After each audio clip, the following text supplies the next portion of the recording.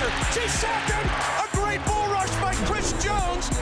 He's not banking on the skill that he's been blessed with. It's a Kelce. Great catch. Touchdown. Kansas City, the 10. Still not down. Oh, what a run.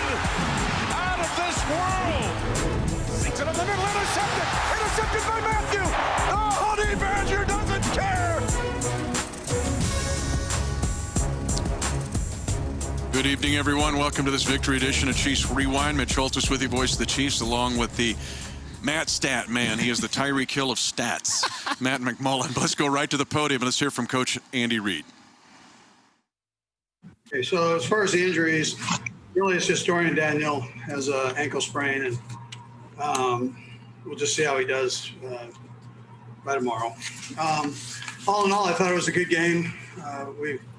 That's a good football team, and that Bruce has got, and they have, ton of talent, and they've got Tom Brady. So I mean, that says it all when you look at that. But I was proud of our guys for stepping up, in particular after an emotional game like the Raider game. You got to be able to do these things, and I thought that was a step forward by our guys. I mean, I can go through and critique it, but there's some things we can get better at, but it was a heck of a performance, I thought, by our guys. Anyways, with that, time's yours. Let's go first to Sam Mellinger. Go ahead, Sam.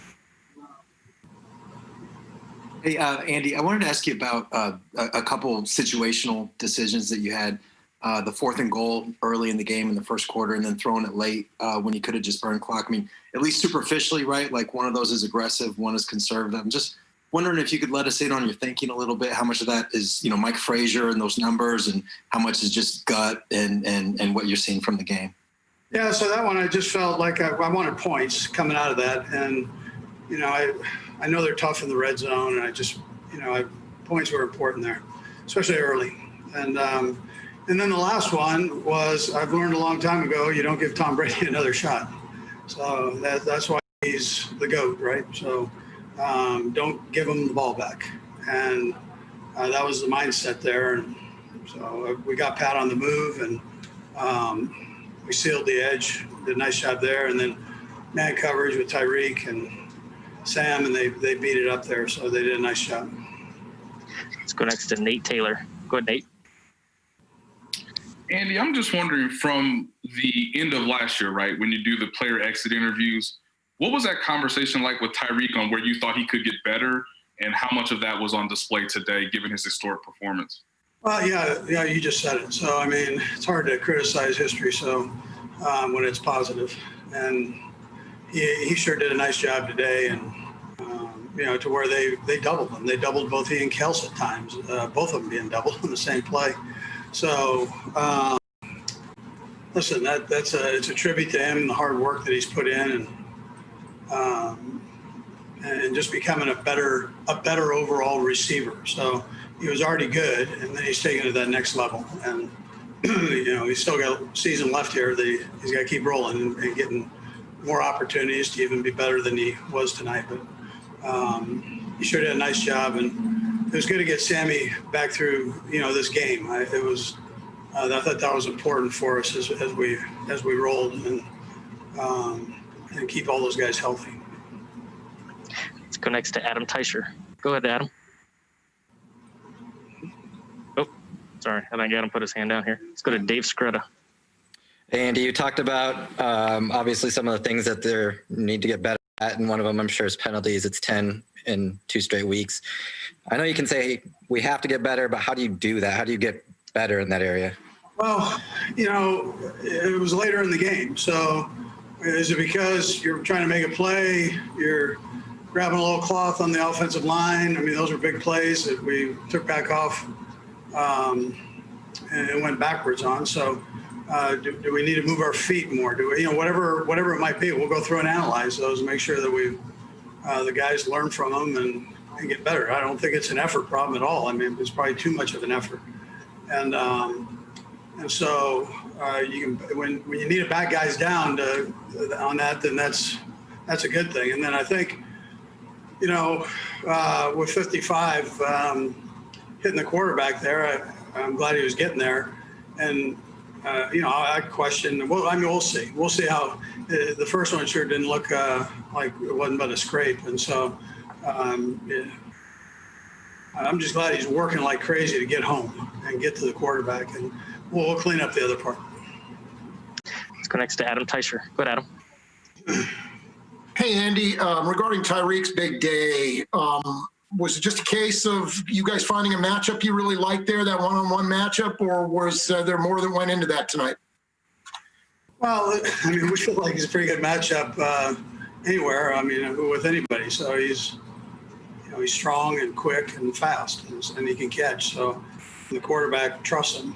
Now, I'm not going to tell you, they were banged up a little bit at the corner position, so I'm not sure that helped Bruce at all. But I mean, listen, I would put him against anybody. I mean, he's been doing this all year. So. Let's go next to Pete Sweeney. Go, Pete.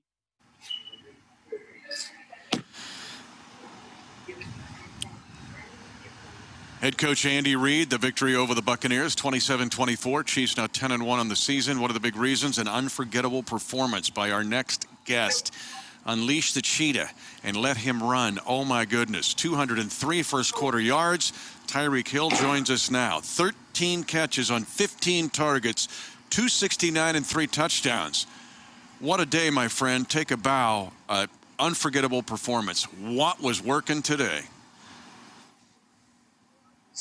I just want to thank God, my family, the Chiefs, just for this opportunity. And as far as my family, just the support, I get from my mom, my kids, and just everyone in my hometown, So just to be able to just be a part of this win, just to be a part of, everyone's success is just amazing. So I'm excited. So, Tyreek, I'm curious. You had this huge, awesome day. We know that. But at the very end, Coach Reid still dialed your number there for the first down that won the game. What's it mean to you that Coach Reid has the trust in you guys? He's not just going to run the ball there at the end and give the ball back to Tom Brady. He's going to try to get that first down, and you're the guy he's counting on to get it. Yeah, you know what? That means a lot.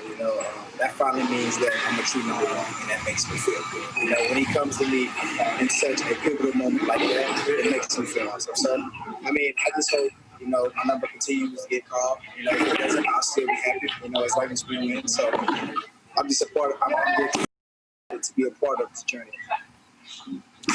Ty, not only did we win the game, we also got the gymnastics championship with your backflip, which was pretty cool at the 1 yard line. You're talking about fish getting touchdowns. I get to call a backflip on a touchdown. You'll like it when you hear it. But I want to talk about how just what you've learned about playing the game, because I said this game started as a fantasy game, you just rolling up Madden numbers, but it became a reality game. Situational football and you making that catch. Matt just asked you about it, but what about learning how to play this game where it's not always about stats, it's about making winning plays?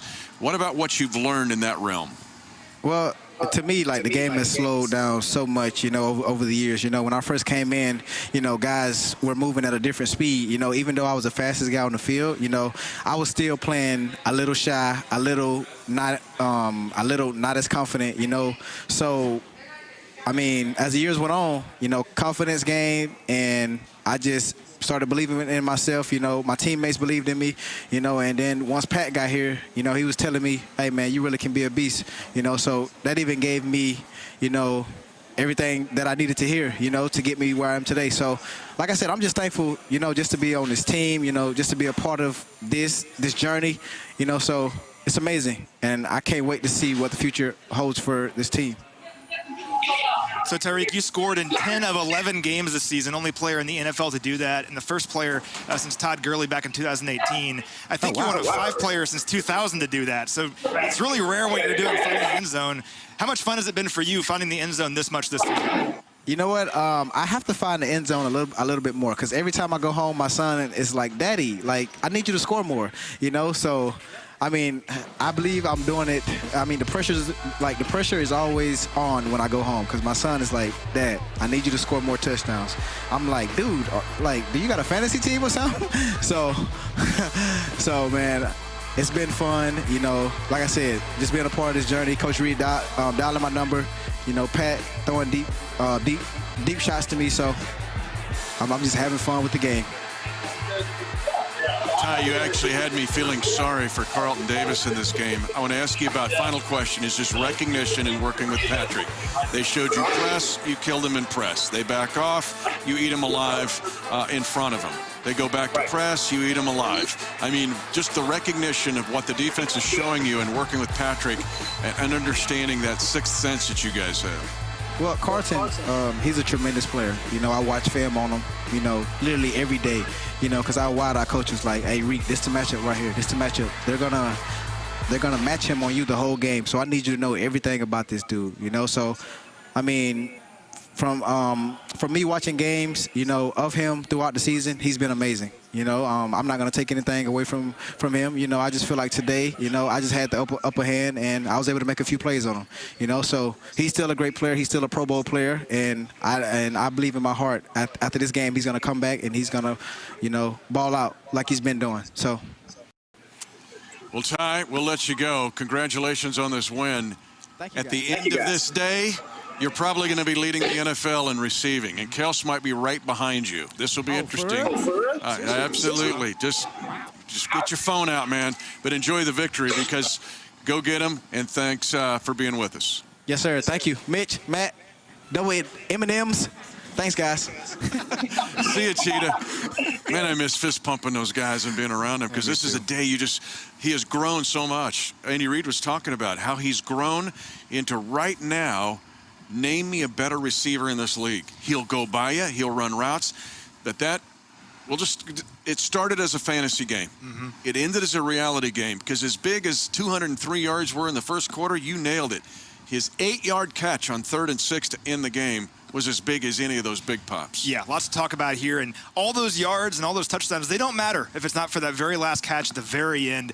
That really, to me, separates a team that's trying not to lose from a championship team. And at the very end there, there's about 1:45 left. Chiefs have 2 downs to work with there before they would punt it away. And the thought is, do you just run the ball into a brick wall? If we're playing Madden, that's what most people probably do, is they run the ball there, let time go off the clock, and then punt it away to Tom Brady. He has like 30, 40 seconds left to maybe get in a field goal range. No, what the Chiefs do is they're going to throw the ball twice. They're going to hit Clyde Edwards-Helaire first on a little screen route, and then Tyreek Hill for the first down to win the game. That's what winners do. And you go to Tyreek Hill because he's your best player, and we saw that here today.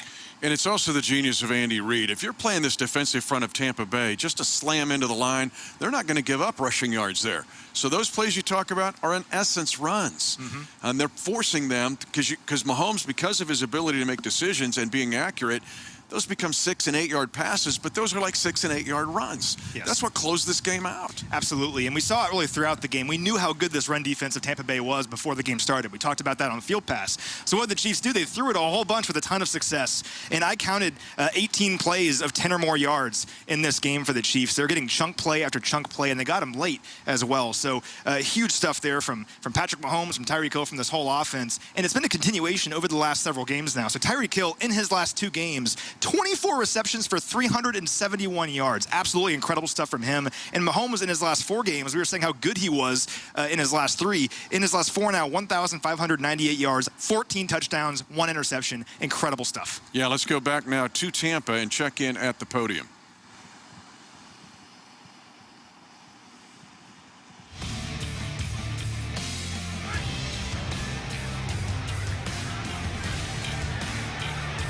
But first, we're going to look at these touchdowns. These are Tyreek's touchdowns.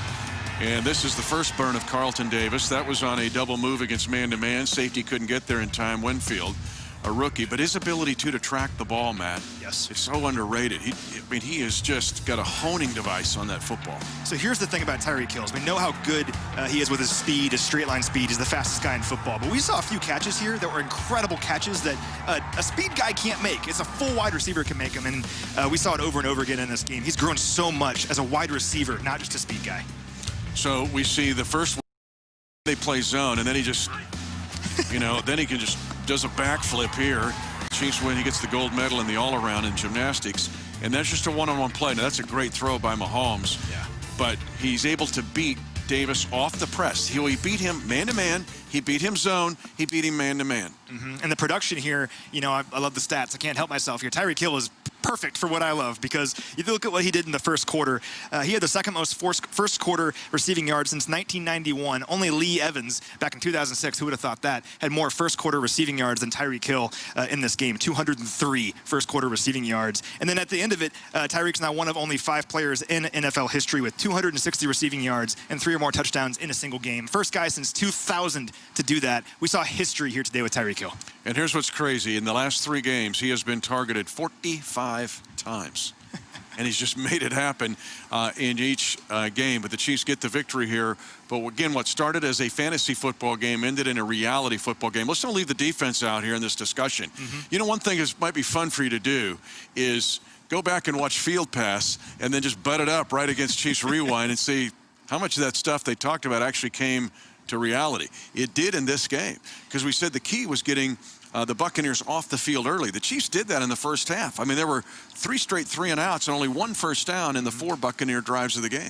Makes us feel pretty good about ourselves, doesn't it? Apparently what we were researching actually panned out. But yeah, the key in this game was pressure. We knew that coming into it, and we saw pressure on Tom Brady throughout this game. And when the Chiefs got pressure on him, they got him off the field. So in the first quarter, they had 3 straight 3-and-outs, the Buccaneers did. Look at this offense. Tom Brady, Mike Evans, Chris Godwin, Rob Gronkowski, Antonio Brown. They're going 3-and-out 3 straight times, and it's because the Chiefs are creating pressure on Brady. Now, there are other times when Brady hit Gronkowski deep down the field. That's when the pressure wasn't as good. And we saw that in the game, and that's when things got a bit close. But the 2 interceptions the Chiefs had late that helped seal this thing, really, and when the Bucs were trying to get back into it, and they couldn't because the Chiefs were picking them off. On the Bashaud Breeland pick, that was caused by pressure by Tyrann Mathieu. And then on Tyrann Mathieu's pick, that was caused by pressure by Frank Clark. So the pressure was absolutely critical in this game. It caused some game-changing plays and ultimately helped win the game. 9 quarterback hits in this game for the Chiefs on Tom Brady. And I can't wait to see the Pro Football Focus numbers tomorrow. I'm sure there were a lot more pressures than that. In the last 7 drives Tampa Bay had in the game, they were in Chiefs territory all but 1. It was the kneel down at the end of the half. That leads me into situational football, which can be easily overlooked in this game. Might have been the difference in the game. The Chiefs, their last drive of the second quarter. Keep in mind, they're up big here, but Tampa Bay's making a run at them, 17-7. They eat up essentially all but 14 seconds at the end of the half and get a 3. Now, keep in mind, Tampa's been getting into Chiefs territory all the time. And then the first possession of the third quarter is one you loved. Yes, absolutely. So we talked last week against the Raiders about the big play by Charvarius Ward in the end zone to hold the Raiders to a field goal instead of a touchdown when they were within the 5-yard line. When a team gets that close, you think they're probably going to score, and especially if they have momentum going on their side. We saw that with Rob Gronkowski catching a 48-yard bomb from Tom Brady. I mean, they have all the momentum in the world, probably going to score there. What do the Chiefs do? They defend every blade of grass. So they go, starting at the 5-yard line, Leonard Fournette for 1 yard. Then pass to Fournette for -4 yards. Great play by Anthony Hitchens on that one, moving his body across the field to stop Leonard Fournette. Then Brady throws an incompletion out of the back of the end zone. Defending every blade of grass there. They hold the Buccaneers to just a field goal, take 4 points off the board. Look at the final score. And that sequence wrapped around the half is something that could be easily forgotten in this game for the Kansas City Chiefs. And we don't want to take Mahomes for granted in this game. So Brady, I mean, they started to emulate the New England Patriots there. They hit the play to the running back, which he needs to have, and to Gronkowski. Okay, speaking of the man, let's go to the podium in Tampa. Game, and I'm just wondering how much improvement do you think you guys made from last week to this week, and how did it show tonight? Well, I think, to begin, I think the most important thing is just focusing on each other. Opponents are going to throw, each and everything at us. Sometimes, we've been able to handle it. Other times we haven't. I think this week it was just all about trust. Trusting your teammates, trusting the guy next to you, trusting the communication, trusting the play call. And I thought, for the most part of the game, I thought we was able to do that. I thought we were out there trusting each other, believing in the play call. And I think that kind of showed tonight. Obviously playing against Tom Brady, he's going to make his plays. But I thought at the end of the day, I thought we held up well. And we forgot about last week. We moved on, and I thought it served us well. Let's go next to Aaron Ladd. Go ahead, Aaron. Tyrann, everybody got their opinion on what's different about Tom Brady now that he's in Tampa Bay. What do you see on film, and what did you see today that's different than what he showed in New England? Well, I think, just playing against him in New England, trying to prepare for him, he was one of those guys that, he loved the quick rhythm, passing game. He loved to use his running backs in the passing game. I think now it's kind of different. You know, I think he's kind of looking for the receivers. He's looking for those deep balls. I think, you know, at the end of the day, you know, he's Tom Brady. You know, he made a lot of great plays tonight. And I thought he found a way to get his team back in the football game. Let's go last three right down the line, starting with Pete Sweeney. Good, Pete. Congrats, Tyrann, on the win. How important do you think it was for you guys to make sure that Tom felt pressured, and how did you feel you did with that? And then what did you see specifically on your interception? Well, I think that's just, you know, our identity. I think that's when we play the best. I do think we're capable of dropping 8 and, you know, keeping everything in front of us. But I think at the end of the day, we're all about pressure. We're all about playing cover 0, trying to find a way to get, you know, our big guys in one-on-one matchups, trying to surprise the offense with, you know, cornerbacks or safeties blitzing off the edge. And I thought we were able to do that early on in the game and really get his attention early on. Let's go next to Adam Teicher. Go ahead, Adam. Hey, Tyrann, just wanted to get your thoughts on, there was a lot going on for you defensively tonight, between a lot of 3-and-outs early to a couple picks in the third quarter and then a couple touchdown drives late. Just kind of wanted, in a general sense, how do you feel how you guys did tonight? I felt like we played well. It's always tough to go on the road and, you know, play against a quality team. Not just any quality team. These guys got weapons all over the place, Hall of Famers all over the place. I thought we did a great job early on. Just playing our style of football. You know, obviously it's a few drives, you know, we want back. Kind of went to sleep on Gronkowski a little bit tonight, which, you know, he made the plays that came to him. But I'm just proud of my guys. I'm proud of the way we bounced back. I'm proud of the way we really tuned out all the noise this week. You know, obviously coming off the Raiders game, you know, there was a lot of opinions about us. I thought we just, you know, we forgot about that. You know, like I mentioned earlier, it was all about us, all about the team. And then just getting back to playing the kind of ball we want to play, aggressive, you know, trying our best to create turnovers. Let's go last to Nate Taylor. Go ahead, Nate. I know in the past you mentioned that one of your favorite things to do on the field is blitz, to be a part of that pressure. Back there again today, similar to the first interception with obviously Watson, just how much of that is necessary for you to get into a rhythm, and how much of that was discussed between maybe you and Dave Merritt or Steve Spagnuolo about getting you in the backfield to some degree moving forward? Well, I've never really been one of those players to kind of, you know, tell a coach what I want to do. I always do what my coaches ask me to do. But obviously blitzing is something that I love to do. If I could blitz on the first play of every game, I think I can get into a much quicker rhythm defensively. But, you know, I'm not the play caller. I believe in my coaches. I believe what they see. And I think that's really the position you have to take, you know, as a player. You know, you just have to trust that your coaches, you know, are seeing the right things. And for me, it's all about just playing the call that, you know, Spags called. And, you know, for me, it's all about blitzing with my hair on fire. And I was joking with the guys, if I was 6'1", you know, maybe that would have been a forced fumble. But, you know, I'm 5'9", I couldn't really get my arm to the ball. But either way it goes, great play by Breland. And that's the kind of plays we want to make. Tyrann, we appreciate the time. Thanks for joining us. Appreciate it. Tyrann Mathieu again. One thing the Chiefs have done in 2020, where they're pacing ahead of last year, has been takeaways. That's 17 now for the season, getting the 2 interceptions of this game, including the one you just saw with the deflection that Tyrann Mathieu got his 3rd pick of the year. But let's go back to Patrick Mahomes, because this whole theme of it started as fantasy football, ended in reality football. Another great example is Patrick Mahomes. Absolutely. And first of all, let's talk about his passing numbers here, because that will set up what I have to say. He throws for 462 yards in this game. And according to Stats Inc., he's averaged 399 yards per game in November. Highest mark for any quarterback in NFL history in the month of November. Incredible numbers. We know what he can do with his arm. But none of that matters if he doesn't run the ball late. And on that final drive, he runs for 4 yards to move the chains and then 8 yards to move the chains. Incredible stuff from him. We think about that LA Rams game from a few years ago. Yep. Bonkers numbers in that, but no one talks about that because the Chiefs lost the game. He had incredible numbers in this one, but he moves the ball with his legs at the very end. He finds a seam. He finds a way to get a first down. The Chiefs win the game because of Patrick Mahomes' ability to use his legs late. But he had giveaways in that Rams game. Go back and look, and it was the previous career high for Tyreek Hill in a loss. This was a win on the road against the old GOAT, Tom Brady. Well, let's go to the podium and hear from the young GOAT, if you will, Patrick Mahomes, the reigning Super Bowl MVP, who played at MVP status again today. Hey, Patrick, Tyreek's big game today. Just a question of you guys taking advantage of a matchup that you like there, or is there more to it than that? And Brad, I'll have one quick follow-up as well.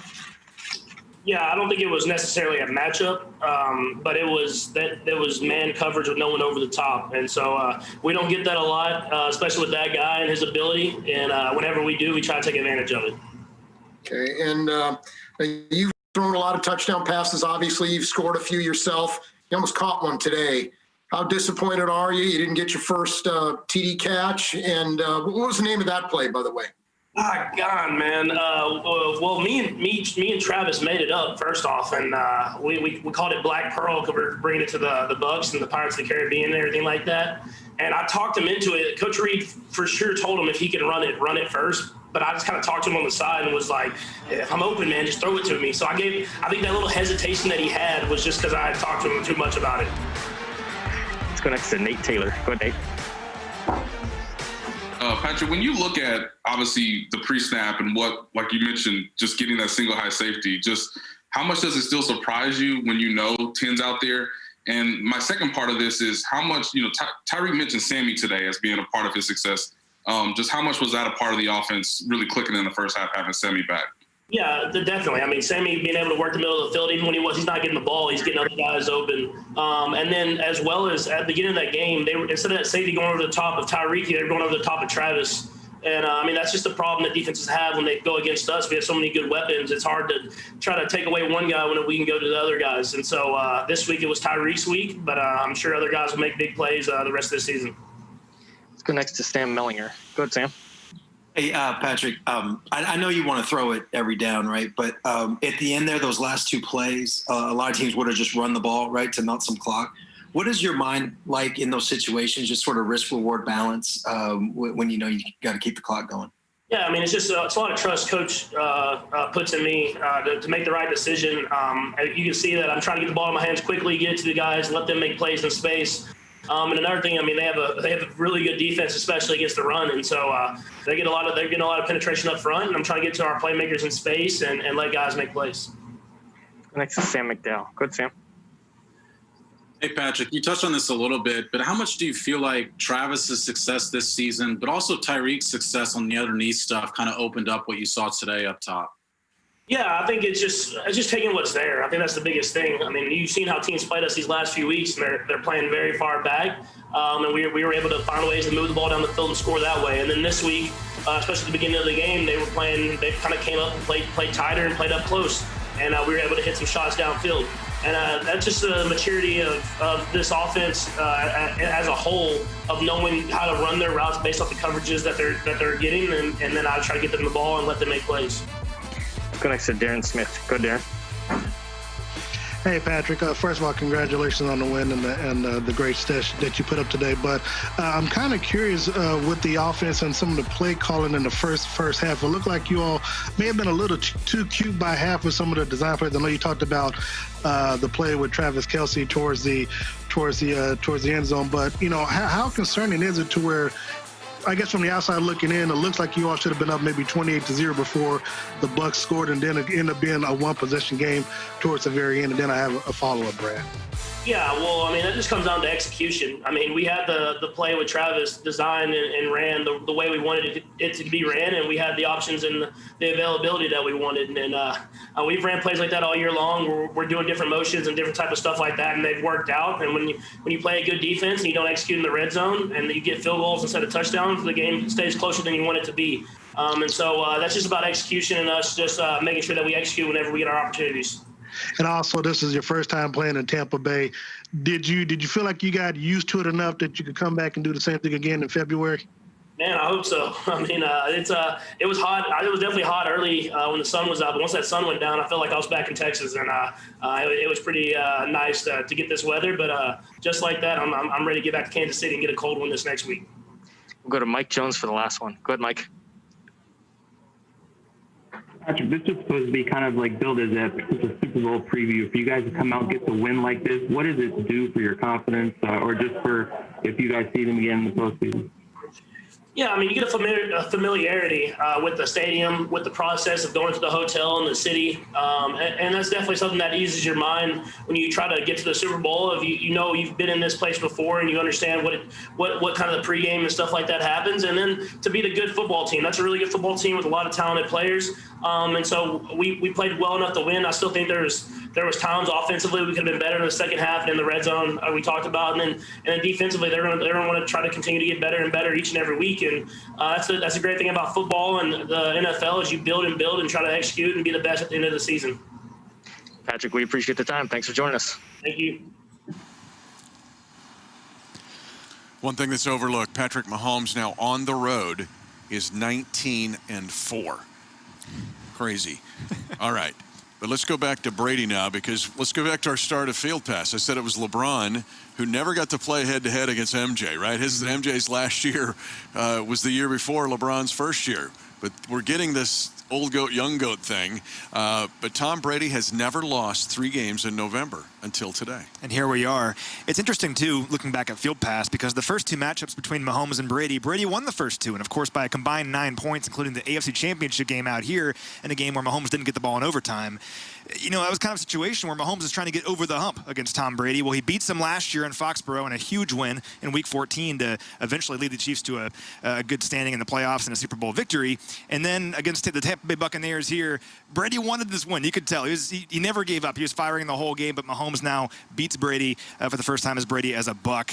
2-2 now. We'll see if they play again. Maybe in February. We'll see. But it's certainly nice to beat Tom Brady out there in Tampa Bay. If it does happen, it'll be in Tampa again, be in that same stadium. But we're going to close the show with 2 numbers, 4 and 5.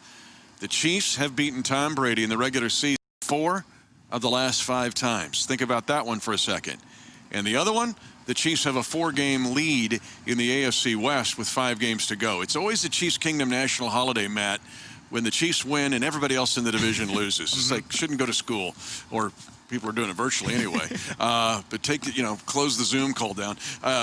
But what a day. The Chiefs now have, the Raiders got destroyed by Atlanta today. Yeah, and what a day, because when you're looking at the schedule here, you're looking at tough games on the road. We were talking last week about how playing the Buccaneers and the Saints on the road, 2 of the better teams in the NFC, that's tough. So you want to at least split those games if you can. Well, now we've beaten the Buccaneers, so if you can go and beat the Saints in New Orleans in a couple weeks, that's huge. I mean, you're looking at the schedule, you're starting to think, there's a lot of winnable games here. So that's really, really good news for the Chiefs. I have 2 more numbers for you, though, Mitch. The first is 9. The Chiefs have won 9 straight road games dating back to last season. That matches a franchise record. Incredible stuff what the Chiefs are able to do on the road. It's absolutely phenomenal. And also 31 is my final number, because this man, if you watch Field Pass, has been calling Chiefs games for 27 years. He had seen victories over 30 teams. 1 team had eluded his grasp, the Tampa Bay Buccaneers. Until today, Mitch Holthus has called a win over every team in the NFL for the Chiefs. Congratulations to you, my friend. Thank you, sir. And that alone is enough reason to celebrate, right? It's taken 27 years to beat the Bucs. Actually 28, because it was the year before I started. But there you go. So leave it up to Patrick Mahomes and Tyreek Hill to get rid of all of those problems. But the Chiefs get the victory over the Tampa Bay Buccaneers, 27-24, now 10-1 and pushing on. You think about the road victories. Think about this season. The Chiefs have won 6 on the road. They have beaten the Raiders on the road, the Bills, the Ravens, and now have beaten the Bucs on the road. And that takes you into the rest of your night. Thanks for joining us on this victory edition of Chiefs Rewind. By Ford, the official car and truck of the Kansas City Chiefs. And by Community America Credit Union, the official banking partner of the Kansas City Chiefs.